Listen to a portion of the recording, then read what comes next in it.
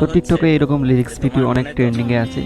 তো এরকম ভিডিওর মধ্যে লিরিক্স কীভাবে এডিট করবেন, তো চলুন এই ভিডিওতে আপনাকে সব শেখানো হবে। তো চলুন শুরু করা যাক।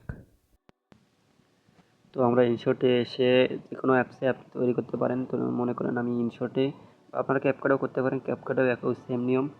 তো আমরা ইনশর্টে করব। তো ইনশর্টে করার জন্য আপনারা নতুন একটি প্রজেক্ট নেবেন, যেটা আপনার অরিজিনাল ভিডিও, যেটা আপনি ভিডিওটা করতে চান। মনে করেন যে কোনো একটা ভিডিও নিলে হবে। তো আমি একটা ভিডিও নিতেছি, মনে করেন এই দৃশ্যটা। তো এই দৃশ্যটাতে আমি একটু ব্ল্যাক স্ক্রিন লিরিক্স এডিটিং করব। তো এখানে দেখতে পাচ্ছেন আমার এখানে ফ্রেম আছে। তো ফ্রেম হলো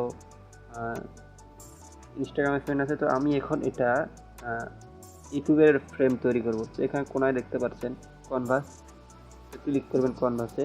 তো এখানে ক্লিক করার পর আপনি এই যে এখানে দেখতে পাচ্ছেন 60:90, এটা হলো ইউটিউবের জন্য। তো এখানে অনেক ধরনের ফ্রেমে আছে, তো আপনার যেটা প্রয়োজন আপনি ওটা করতে পারেন। তো আমার দরকার এখন ইউটিউব।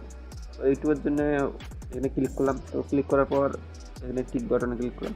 তো বাস, এটা এখন আমার ভিডিওটা সাউন্ড আছে একটু, এটা সাউন্ডটা আমি কমাই দিব। এখানে দেখতে পাচ্ছেন এই যে ভলিউমের পর এখানে কমাই দিব। তো কমাই দিলাম। তো এখন কাজ কি? এখন কাজ হলো, আপনারা এই যে এখানে দেখতে পাচ্ছেন পিপ নামে একটা অপশন আছে এই যে এখানে। তো এখানে ক্লিক করবেন।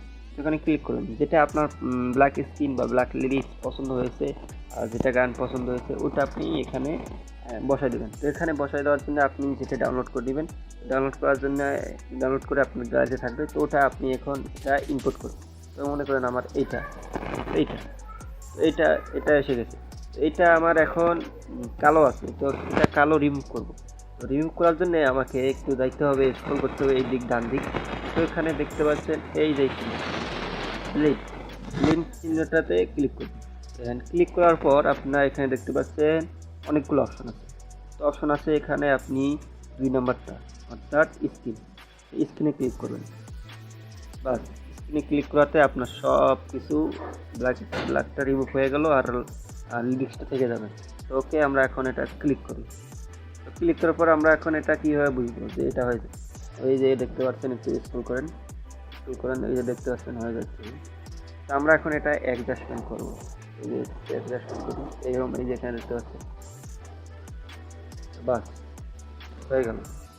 তো আমার যতটুকু এক্সট্রা আছে অতটুকু আমরা কাট করি। কাট করার পর আমরা এটা এক্সপোর্ট করব। Delete, bus, okay and export.